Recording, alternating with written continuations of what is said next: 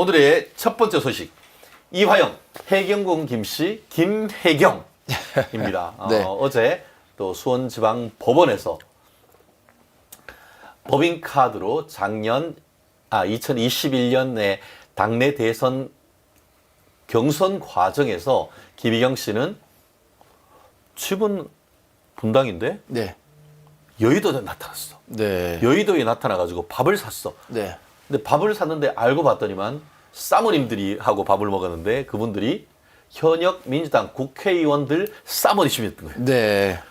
그랬으면 본인들이 본인 카드로 쓰거나 현금으로 계산하면 될 것인데 알고 봤더니만 그 밥을 경기도지사 법인카드로 썼단 말이에요. 네네. 그걸로 해서 정치자금법 위반으로 기소된 재판.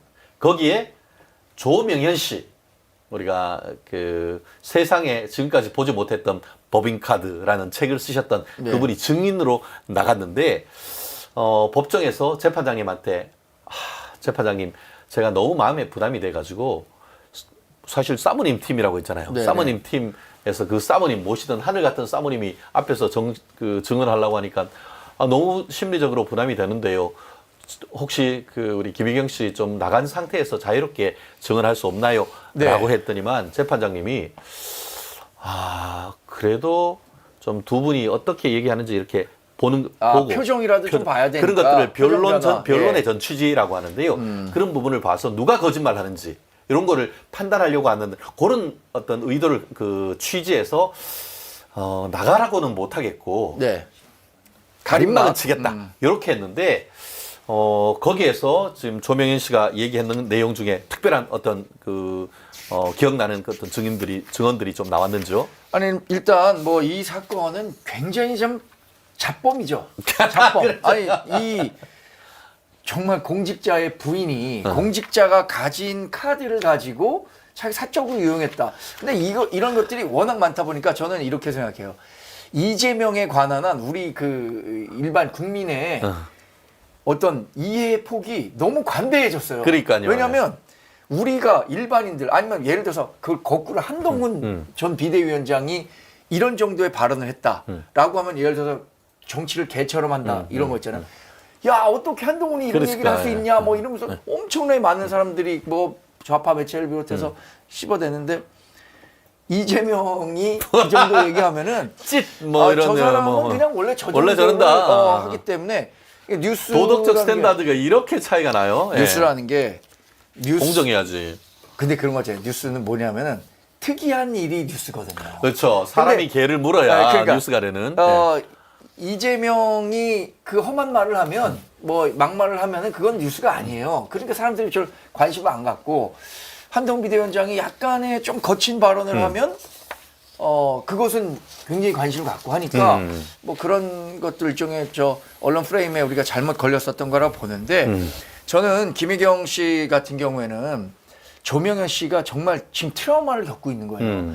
김혜경이라는 이름 아니면 말만 그 들어도. 얼굴만 봐도 기사만 보더라도 흠칫흠칫 놀라는 그렇죠. 정도인데 그렇다면 아무리 재판장이 이 두 사람의 어떤 표정 변화라든가 이런 거를 보기 위해서 같이 했다고 하더라도 조명현 씨 측을 배려해서 불리한 상태에서 이게 신문이 이루어졌으면 좋지 않았을까. 그러면 조금 더 조명현 씨가 의미 있는 진술을 낼 수도 있었을 것 같은데 근데 뭐 사실 조명현 씨는 그동안 책을 통해서 여러 가지 얘기를 했고 충분히 사법과 알아들을 정도로 문제를 제기했다고 봅니다. 그렇죠. 사실 이거는 누구도 부인하기 어려운 거예요. 아니 카드를 계산했고 그 카드 계산했지. 그게 개인적인 모임이었고 예. 그 경기도 법카를 부인이 써도 안 되는 거고 그렇죠. 이렇다면 이건 당연히 법적 처벌을 받아야 되는 건데 이것도 제가 생각하기에 이거 시간 문제입니다. 사법부에서 알아서 잘 판단을 해줄 건데 그거에 대한 관심을 우리가 계속 갖고 있어야겠죠. 그렇죠. 조명현 씨 같은 경우에는 어제는 이제 검찰이 주신문을 했습니다. 네. 검찰이 이제 공소 사실을 입증할 수 있는 네. 그래서 어떤 식으로 취직이 됐고 어떤 식으로 그 법인 카드로 하면서 사모님 팀에서 네. 어떻게 보면은 소고기 또 초밥 뭐 하여튼 별별 것 샐러드 아침에 술 한 잔도 챙겨드리고 속옷 반스까지 빨래해가지고 보내주고 네. 또 심지어 또 그렇게 반일 죽창가를 부르면서 청담동까지 가서 일제 고급 그리고 여기에 샴푸까지 이제. 뭐라고 어제 얘기했냐면요. 결제 방법을 세세하게 지시받았다. 그렇죠. 대시한테. 네. 어떻게 해야 되냐? 너 이렇게 해야 돼. 이 매뉴얼대로 해. 그렇죠. 이 세세하게 지시를 받았다는 거는 그동안도 야, 다 모든 사람이 이렇게 했었으니까 그렇지. 넌 요 매뉴얼대로 해라는 거를 보여주는 거예요. 그렇죠. 결국 지금 이번 같은 경우에는 조명현 씨가 증인으로 나왔고, 조명현 씨가 이 그 김혜경 씨가 그러니까 이재명이 경기지사 취임하자마자 쭉 사모님 팀에 들어간 게 아니고 예. 조명현의 전임자가 있었어. 전임자가 오래 그렇죠. 하다가 그거를 네, 그대로 받아가지고 네, 그 네. 전에 하던 매뉴얼대로 한 거죠. 네. 그리고 지난 총선 과정에서 언론엔 짧게 나왔지만 조명현 씨의 전임자 야 검찰에 조사받으러 나오세요 했는데 계속 생까고 있다가 법원이 체포영장에서 잡아가지고 네. 조사를 다 했어요. 아, 예. 앞으로 제가 봤을 때는 조명현 씨에 대한 증언도 다음번에 이제 피고인 반대신문, 그러니까 김혜경 씨 측 변호사들이 질문이 있는 게 있겠지만 네네.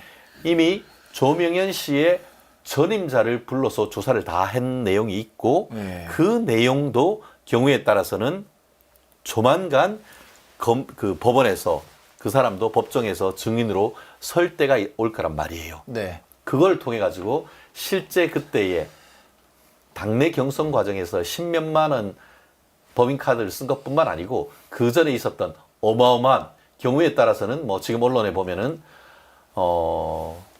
과일값만 1,000만 원이 넘었다고 하고 네. 결국 우리 그러잖아요.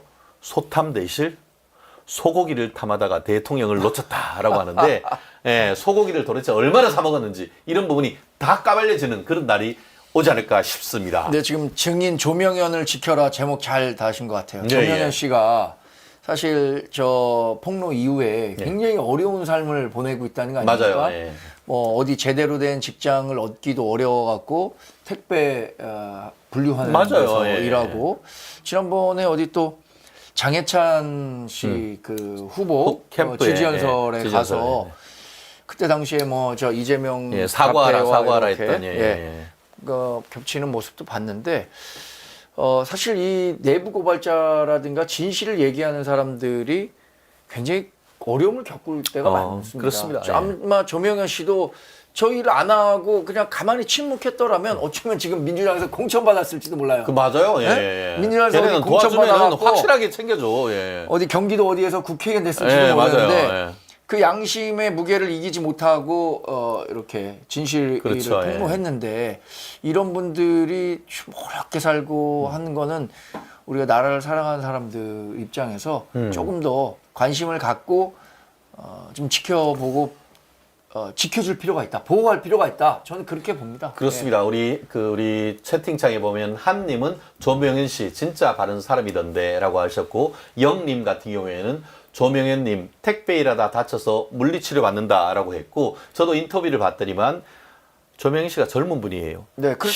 신혼부부. 네네네네. 신혼부부인데 신변의 위협을 느껴가지고 자기 신혼집 가장 인생에 있어서 황금기 허니문을 보낼 수 있는 시간을 제대로 집에서 못 보내고 모텔을 전전한다는 그런 얘기를 듣고 네. 정말 가슴이 아팠는데 이 방송 보시는 분들 조명현 씨가 쓰신 책 많이 사주시는 것도 또 도움이 되지 않을까 싶습니다. 아니면 뭐 조명현 씨 혹시 아시는 분은 만나면 네. 따뜻한 말 한마디, 예. 또 따뜻한 뭐 국밥 한 그릇이라도 예. 저는 이제 혹시라도 만나게 된다면 제가 따뜻한 국밥 한 그릇이라도 모실 마음의 그 준비가 돼 있습니다. 조명현 님도 어제 정유라 씨 저희 모시려고 지금 준비 중이듯이 조명현 씨도 한번 우리 멸콩 TV에 스페셜 게스트로 한번 좀 모셔보도록 하겠습니다. 네. 어쨌든 증인 조명현은 반드시 지켜야 됩니다. 우리 다음 코너는 조국 너나 잘해. 아니, 너나 잘해. 너나 잘해 이거거든요. 사실 아까 말씀드린 것처럼 조국이 이제 뭐 한 열 몇 석 당수되니까 이제 혼수질 하기 시작했죠. 네. 그러면서 윤석열 대통령에 대해서 술 좀 마시지 마세요. 네. 또 뭐 천공 같은 무속인 만나지 마세요. 라고 하면서 혼수질을 해댔는데 그거에 대해서 우리 국민의힘의 대변인을 지내신 김연주 정치학 박사님이 조국 대표에게 촉구하는 5가지 실천 요망 사항이란 걸 보냈는데 한번 소개시켜 주실 수 있겠습니까? 제가 지금 다 기억나지 않는데 네. 저는 이 조국은 딱 이렇게 6자로 정의 내릴 수 있어요. 내로남불의 화신. 7자네요. 7자네요. 내로남불 화신입니다. 그렇죠. 예. 그냥 너나 잘하면 되는데. 너나 잘하면 되는데. 조국 대표 82학번이고 윤석열 대통령 79학번이니까 예, 예. 한 3학번 세 정도 학번 차이. 위인 윤석열 대통령에게 자기나 잘하면 되지. 음. 열심히 지금 국정 돌보고 있는 우리 대통령에게 왜 이런 얘기를 하냐. 뭐 제가 생각나는 대로 한번 5가지 요구한 거 할게요. 일단 PC를 이용해갖고 특정 목적의 그 문서를 위조하지 말아라. 그렇죠. 이건 이제 딸의 그 표창장 그렇죠. 위조하고 네. 이런 거 말한 거고. SNS를 과도하게 사용하지 말아라. 이건 뭐 조만대장경이라고 조만대장경, 해갖고 그렇죠. 지난 2010여 년 그러니까 SNS라는 게 처음 만들어진 때부터 지금 조국 대통령이 SNS 하는 거 하면 8만 대장경 그렇죠. 이상이에요. 그래서 조만대장경이라고 네, 하죠. 조만대장경. 근데 또 그 조만대장경의 내용 중에 조적조 있습니다. 조국의 적은 조국. 조국, 예, 그렇죠. 자기가 다 얘기해 놓으면 그 이후에 그 하지 말라는 일을 다 자기가 뒤로 다 했어요. 이래서 이제 조적조란 말이 생겼는데 이 2가지가 생각나고 뭐 그러니까 특검 같은 거 요구하지 말라고 했던가요? 제가 정확하게 거부권? 좀 읽어드리면은 첫 번째 2심 재판부의 징역 2년 실형 선고에 대한 본인의 입장 사과하라 그랬죠. 그리고 사과. 필요하다고 판단할 경우 진정성 있는 대국민 사과. 네네, 그러니까 사과하라고 그랬죠. 윤 대통령한테 맨날 사과하라고 하는 딴소리 하지 말고 니나 잘하세요라고 했고 네. 두 번째가 22대 국회 개원이 요원하다. 네. 그래서 귀당의 당신당 조국당의 교섭단체 성립이 난망해졌다. 네. 옛날에는 민주당이 뭐 같이 그 뭐 의석수도 한 10석으로 낮춰가지고 네. 한다고 했는데 이제는 그럴 일 없거든 이 말이면서 그래서 끝에가 낮춰줘라. 재밌습니다. 끝에가 대통령 만남 졸음 금지? 조르지 마시오. 조르지 말아라. 재밌어요. 아니 근데 그리고 김현주 선배님이 가수 임백천 씨 옛날 MC 사모님이시죠. 이제 예. 부부시고 예. 사실 90년대에는 두 분이 굉장히 그 아이돌 커플이었죠. 그럼요. 네. 근데 이분이 그 나는 국대다라는 그렇죠. 준우승. 국민의힘, 예. 네, 대변인 그 경선에 나왔을 때 굉장히 놀랬고 예, 예. 첫 번째 놀란 거 그거고 두 번째는 굉장히 논리가 명확하고 그럼요. 정치에 아까 대한 말씀드리잖아요. 이분이 저는 외국에는 닥터, 박사는 네. 박사라고 불러드립니다. 네네. 저는 방송에서 김현주 평론가 내지는 전 대변인이라고 부르는데 저는 항상 만나면 김 박사님이라고 하거든요. 예. 아주 아무나 박사, 정치학 박사, 국제정치학 박사 못 봤습니다. 지금 그렇죠. 정대님 말씀처럼 굉장히 논리적인 건 그런 아카데믹한 배경이 있는 거예요. 저도 그래서 굉장히 그 우리나라 정치 전반에 예. 어떤 맥락까지도 다 잘 이해하고 말씀하셔갖고 네. 와 이거 언제 이렇게 또 공부를 하셨지라는 생각을 했었어요. 훌륭하신 분이죠. 근데 예. 이번에 5개 그 일침을 날렸는데 그것도 아주 위트와 함께 그럼요. 재밌었습니다. 예. 그래서 오늘 우리 제목 뽑은 것도 그 중에 가장 핵심 네. 그분들 진짜 좋아하는 거 있잖아요. 네. 돈. 네. 그분들 진짜 돈 좋아해요. 저는 가장 핵심은 SNS 금지시키라는 건데 조국 대표는 SNS 금지시키면 거의 구속된 것 같은 수준 아닌가요? 아, 그렇죠. 돈하고 입 막아 놓으면은 네. 진짜 아무것도 못할 것 같은데. 입이 아니라 손이에요. 사모님 그 정경심 교수님 이제 깜빵 가 있는 동안도 이렇게 뒤에 이렇게 이렇게 집에서 이렇게 체육하는 걸로 해서 막 이렇게 네네네. 지 등 사진 막 찍어 올리고 막 그랬잖아요. 가서 뭐 스쿼트 열심히 하겠다고. 열심히 하겠다. 아니 그러니까 이거 그 국가가 내리는 형벌조차도 이렇게 조롱하고 그렇죠. 말이죠. 조롱하는 그건 거지. 뭐, 그래서 여러 중에 아까 얘기하신 게 네 번째가 컴퓨터 스킬을 활용한 특정 목적 문서 작성 자제. 네. 너무 재밌어요. 마지막이 웅동학원 사회환원 약속의 신속한 실천. 제가 봤을 때는 아마 5번 이걸로 하면은 참 어떻게 이런 부분에 대해서는 조국 지지하는 사람들이 이런 걸 보고도 그렇게 하나요?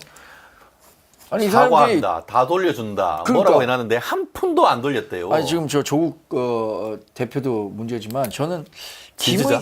김의겸 의원 있잖아요. 김의겸 의원 그 흑석동 판 다음에 이거 사회 환원했나요? 사회 환원했는지 한번 우리가 한번 체크해봐야 돼요. 또 하나 양문석. 예. 양문석 이번에 그 사기 대출로 이익 봤다고 해갖고 뭐 지금 매물로 예. 팔겠다고 하니까 매물로 39억 원에 내놨다 그랬는데 이 지금 부동산 불황기에 39억 원 최고가인데 팔리겠어요? 팔립니까? 안 팔리는 혹시라도 그러면 팔렸다. 그럼 나머지 차익에 대해서 환원하겠다고 했는데 환원할 건지 이걸 계속 끝까지 지켜봐야 돼요. 우리 우리가. 멜콩 TV는 끝까지 지켜보겠습니다. 네. 그리고 아까 얘기한 것처럼 김의겸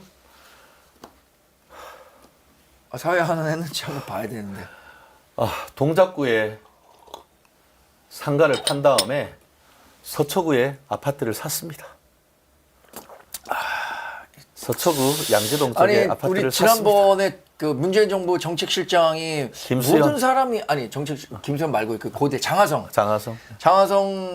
그때 실장이 이런 얘기했잖아요. 내가 강남 살아봤는데 살아봤는데. 모든 국민이 강남 살 필요는 없다. 그렇지만 민주당 국회의원들은 다 강남 살죠. 김의겸 의원이 지금 서초에 아파트 서초동 샀습니까? 아파트에 살았어요. 그러니까 할 말이 없어. 더 이상 드릴 말이 없어요. 참. 이분들의 강남 아파트 사랑은 높고도 놀라운 조국과 관련해서 한번 말씀드려볼까요? 네네. 서초동 정말 다들 그 서초구의 아파트 특히 이제 물론 뭐 반포 쪽에 있는 분 말고 저쪽 그 우면산 쪽으로 우면산 사신 쪽 거잖아요. 아파트는 거의 지금 재건축되는 데가 거의 없습니다. 네. 재건축되는 것은 이제 아파트가 아니고 우리 방배 13구역, 방배 5구역 제가 그쪽에 네. 사건 사고를 많이 해서 뭐 아는데 아파트는 재건축해 주니까 거의 없는데 딱 한 군데가 있어요. 어디 있죠? 제가 특정 아파트를 말씀드리기는 그렇고 네.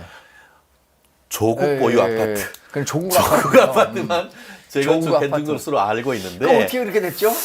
조국 보유니까 뭐 여튼 저는 그런 것보다도 SNS를 금지시킨다. 아니에요, 이게 오히려. 가장 가혹한 형벌이라고 봅니다. 유인. 전 윤석열 대통령께 음주를 자제하라고 얘기를 하셨는데 사실 지금 우리 현대 사회에서 음주보다 더 심각한 사회적 병폐가 지금 SNS 중독이에요. 그렇죠. 예, 맞아요. SNS 중독되면 뭐 밤에 새벽에 하다 탁 떨어뜨리고 뭐 이런 경우가 있는데 조국 대표가 지금 거의 SNS 중독 수준 아닙니까?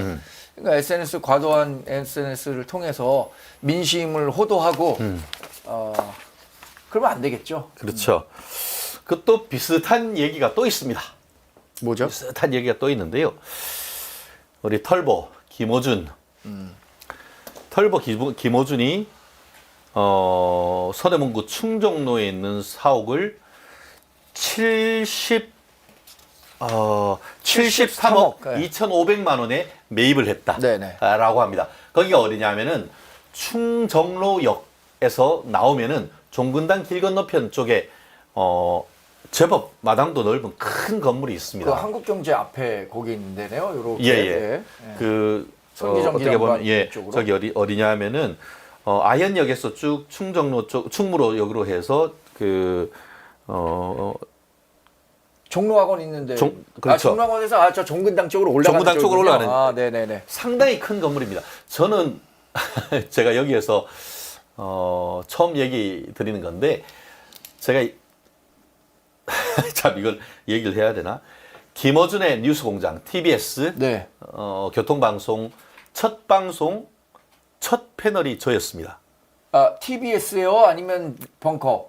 그러니까 TBS. TBS 때. 그러니까 뉴스공장. 2010 몇 년? 그게 한 2015, 6년, 17년 7년 뭐 그 정도 17년, 됐을 거예요. 제가 그 전부터 TBS 교통방송 아침에 제가 방송을 굉장히 오래 했었더랬습니다. 네네네. 그런데 방송을 개편하면서 예. 김어준이 온대. 예. 근데 그때 있었던 모든 패널 다 갈리고 저만 남아가지고 그래서 처음 김어준 뉴스공장 시작할 때 정경훈 그 TBS PD하고 뭐 어디 가서 같이 뭐 좀 미팅하재요. 네네. 가서 갔던 데가 이 지금 충정로 그 딴지일보 사옥이었거든요. 예. 거기 가서 있더니만 뭐 시꺼멓게 뭐 해가지고 좀 한데 어쨌든 뭐 좀 분위기는 별로 안 좋아. 근데 건물은 네. 되게 땅이 굉장히 넓어요. 그때도 사실 그 건물이 김어준 건물이다라는 그런 얘기가 이렇게 나돌았었는데 공식적으로 봤더니만 이게 그 김어준이가 가지고 있는 주식회사 딴지일보라는 법인을 통해 가지고 네. 이 충정로 3가에 있는 건물을 등기부 기준으로 해서 73억 원에 매입을 했는데 네. 등기부등본을 떼봤더니만 73억 원. 좀 이것 조금 그 우리가 다음번에 조금 더 취재를 해가지고 제가 좀 말씀드려 볼게요. 통상적으로 건물을 사면은 우리가 뭐 자기 돈으로 다 사는 사람이 얼마 됩니까? 그렇죠. 그러면 네. 론을 일으키는데 보통 이게 73억이면 보통 이게 그 은행에서 돈을 빌릴 때는 120% 내지 130%더 담보로 잡고 돈을 빌린단 말이에요. 네. 예를 들어서 10억을 빌린다라고 하면은 근저당권은 12억 내지 13억 원 정도를 이렇게 채권 최고액으로 잡아놓잖아요. 네. 이자 연체했을 때 이런 걸 비교를 해서. 그런데 매매는 73억인데 채권 최고액은 84억이란 말이에요. 네. 이상하지 않아요? 그러니까요. 저도 뭐 어떻게 이거 매매 대금보다 채권 최고액이 더 높죠? 다른 공동 담보가 있었다는 얘기도 없거든요. 네. 그래서 저도 이거를 보면서 매매가가 이거보다 더 높지 매매가가 않았을까? 훨씬 더 높고 예. 일부는 자기 돈으로 하고 네. 나머지는 대출로 받아가지고 치러야 되는데 매매가보다 공동 담보도 있다는 보도는 없는데 제가 등기부등본을 한번 떼보겠습니다. 네, 제가 그런데 이거- 채권 최고액이 84억이란 말이에요. 그 건물을 매매하다 보면은 그래도 대략 건물가액의 한 지금 대출이 뭐 한 70% 나올까요? 예, 이 맞아요. 정도밖에 안 예전에는 되거든요. 80%. 예. 현재 민주당 당사를 민주당이 2017년 2월 달에 자기 돈 20%, 나머지 70% 대출 받아가지고 맞습니다. 예, 예. 사쳤거든요. 그게 2배 이상 올려서 지금 400억이 넘는다고 하거든요. 70% 정도 대출을 해주고 은행이 그것도 굉장히 좀 후하게 보는 거죠. 주는 예. 거죠. 근데 70억을 해줬다면은 뭐 70%면 거의 이거 시가는 한 100억짜리 되는 건물인데 네. 모르겠어요. 아니면은 자기네들끼리의 다운 계약서를 쓴 네. 건지 네, 다운 계약서나 아니면은 또 뭐 싸게 자기 연가로. 매매, 뭐 네, 자기 이렇게, 매매. 이렇게 그래서 된 저는 경우가 여기가 있는 거죠. 여기가 마포로 5구역 제2지구 도시정비형 재개발구역 재개발 지분을 샀단 말이에요. 네. 민주당에서 그렇게 하지 말라고 하는 뭐 우리 국민의힘 쪽은 자기 땅 자기 돈 주고 자기 땅 사는데 뭐라고 얘기하겠어요. 그런데 그렇게 하지 말라고 하는데 재개발 구역에 지분을 샀단 말이에요. 네. 그리고 재개발 조만간 있으면 이게 철거되고 지금 개발되는데 이거를 매매했다? 그러니까 매매했다는 사실 자체도 누구로부터 샀는지 그리고 가격 자체가 정상적인 것인지 네. 나아가 73억 거래를 하면서 채권 최고액 84억을 하는 것이 정상적인지 네. 이런 부분에 대한 이 기성 언론의 추가적인 취재 저는 필요하다고 봅니다. 근데 여기가 이렇게 대출을 많이 껴갖고 샀다는 거가 굉장히 놀라요. 왜냐면 지금 부동산 담보 대출 한다고 하더라도 거의 한 5.5%, 6% 그래요. 정도는 네. 줘야 대출 그 금리를 맞출 수 있는데 70억이면 뭐니까 6%면 7, 6, 42. 1년이면 4억 2천만 원이 그렇죠. 이자가 되는 이자 셈이에요. 그렇죠. 한 달에 4천만 원 한 달에 4천만 가까이 원. 지금 네. 이자를 내야 된다는 건데. 그러면 이런 거 하지 말라고 했었던 거 아닙니까 진짜? 그거 하지 민주당 말라는 정부 시절에? 거잖아요. 영끌하지 말라고. 양문석이 그렇게 했는 것이고. 근데 100번 양보해서 저는 네. 이렇게 해죠. 이 건물 어차피 우리가 쓰는 거니까 임대료를 한 4천만 원 내고 있으니 그럴 바에는 내가 대출 내서 사겠다. 이렇게 그게 생각- 민주당이 그랬다니까요. 그러니까 뭐 민주당이 자기 당사 살 때 네. 매월 제 기억에 그 당시 임대 당사 임대료가 4,500만 원인가 그랬었을 거로 제가 엄픽 기억을 나는데 그 중에 또 부동산에 좀 밝은 사람이 있었는지 대출 2%밖에 안 되니까 그거 다 80% 대출 받아도 지금 월세 내는 것보다 쌉니다. 라고 하면서 그 그렇죠. 부동산 예, 투자를 예, 투기를 예. 했단 말이에요. 자기들이. 요것도 고를 가능성도 없진 않아요. 근데 맞습니다. 지금 이율이 그때에 비하면 그럼요. 2배, 훨씬 3배 높아요. 된다고. 예. 근데 지금 여러분 뭐 우리도 이제 유튜브를 하고 있지만 김어준 지금 뭐 뉴스공장이요? 뭐 동시 접속자가 20만 명 넘는 거 아닙니까? 뭐 선거 때는 30만 명 되고 지금 그래서 저는 지금 김어준 씨가 거의 8, 90년대 우리가 민주당 프레임으로 본다면 그렇지. 8, 90년대에 조선일보를 뭐 밤의 대통령 이렇게 그렇죠. 밤의 얘기했잖아요. 대통령. 지금 김어준 씨는 민주당의 낮의 대통령이에요. 낮의 대통령. 예. 밤도 갈 것도 없고 밤에는 뭐 하나 몰라. 이해찬 상임 고문보다도 훨씬 더 큰 영향력을 갖고 있는 사람이 지금 김어준 씨입니다. 그렇죠. 김어준 씨가 특유의 음모론으로 지금 이 많은 사람들을 끌어모았고 그 가짜 뉴스 뭐 이런 것들 계속 만들면서 민주당 지지자들이 좋아하는 뉴스 이것만 계속 만들고 있거든요. 저는 그래서 김어준 씨가 얼마 전에 유튜브를 통해서 뭐 출연한 여성 3명의 후보들에게 차렷 뭐 그렇지, 절하니까 절하니까 꼭 그 3명 딱 절하는 거 보고 와, 기괴하다. 이게 절대 권력이라는 게 기괴하다. 이렇구나. 아마 그 북한에 가면은 그 뭐 김정은의 그 취향에 따라서 움직이는 사람들 있잖아요. 난 그래서 이게 진짜 전체주의의 절대 권력자 이런 모습 보는 것 같아서 정말 너무 안타까웠습니다. 이런데도 이 뉴스공장을 보는 사람들이 많아요. 참. 그러니까요. 그래서 자유우파 우리 똑바로 정신 차려야 됩니다. 이런 것 보면서 겉다르고 속다른 내로남불 정말 참 뭐라고 참 무능한 저를 탓해야지 이런 생각이 들 때도 있는데요. 우리가 국민들에게 이런 부분을 정말 지속적으로 또 방송을 통해서도 말씀드리고 그러니까 요 댓글 중에 야 그런 민주당의 진 국민의힘은 뭐냐? 그러니까 이렇게 얘기할 맞습니다. 때 저희가 너무 마음 아파요. 그렇습니다. 우리가 어떻게 네. 그런 민주당에 패했을까? 그거 우리 자기 성찰이 필요한 거죠. 그렇습니다. 그렇기 때문에 아까 얘기했던 그 우리 총선 백서 정말 만들어서 어떻게 멋지고 시크하고 국민들의 눈높이에 맞춰서 다가갈 수 있는 보수 개혁할 수 있을지 정말 우리가 스스로 좀 더 노력해야 될 그럴 필요가 있는 것 같습니다. 정말 내가 이러려고 정치하나 하는 생각이 절로 들 수밖에 없는 것 같은데요. 아마 오늘 많이 보고 계시는 우리 유튜브 시청자분들도 그런 생각을 많이 가지실 겁니다. 그럴수록 더 낮은 자세로 국민들에게 다가가는 그런 필요가 있지 않을까 싶은데요. 그래서 그런가요? 윤석열 대통령 어제 오전 정진석 우리 비서실장을 소개하실 때 직접 나와서 말씀 소개하고 또 언론으로부터의 질문을 받으시고 오후에 정무수석 이제 그 임명하시고 하시면서도 또 적극적으로 좀 대국민 메시지를 전달하는 걸 봤었는데요.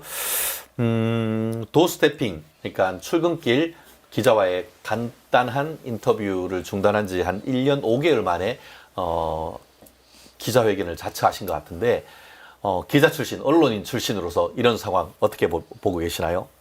아주 긍정적인 변화죠. 저도 윤석열 대통령이 사실 개인적 소통에는 굉장히 능한 분입니다. 근데 공적 소통에 조금 미진했던 부분은 분명히 있었던 것 같아요. 왜냐하면 뭐 의료 개혁 담화라든가 지난번에 KBS와의 신년 기자회견 이런 거 대신에 제가 2014년부터 16년까지 청와대 박근혜 정부 때 출입했었습니다.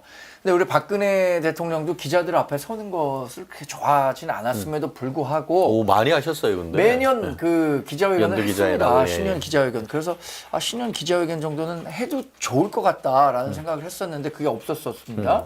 좀 아쉬운 부분도 있었는데 그래도 이렇게 극적으로 변화할 줄 안다는 것 자체가 저는 앞으로 남은 3년 윤석열 대통령이 굉장히 적극적으로 소통할 거라고 생각합니다.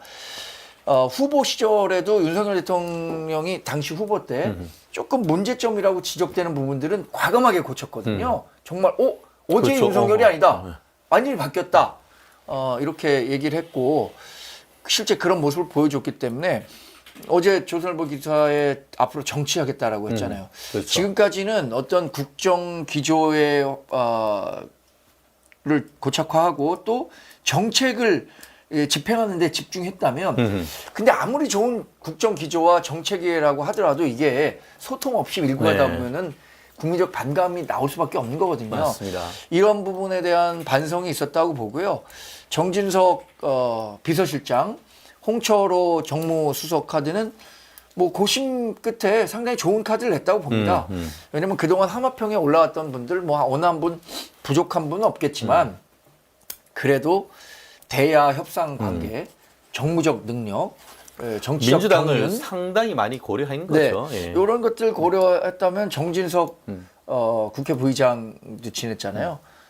뭐 좋은 카드였다고 보고 또 이게 충청에서 오랫동안 그렇죠. 이제 정치를 했던 분이고 사실 이번에 우리가 충청에서 굉장히 고전했기 때문에 더 어려운 선거를 치를 수밖에 없었는데 그런 부분은 충분히 고려됐다고 봅니다. 그리고 홍철호 정무수석 같은 경우에는 19대 20대 국회의원 하셨는데 이분 뭐 아실지 모르겠지만 굽네 치킨이라고 굽네 치킨, 그렇죠. 굽네 예. 치킨 창업자입니다. 그래서 대단합니다. 재산신고 예. 국회의원 재산신고 상위 한 5위 안에 항상 드는 분이고 그렇죠. 예. 근데 이분이 또 그거예요.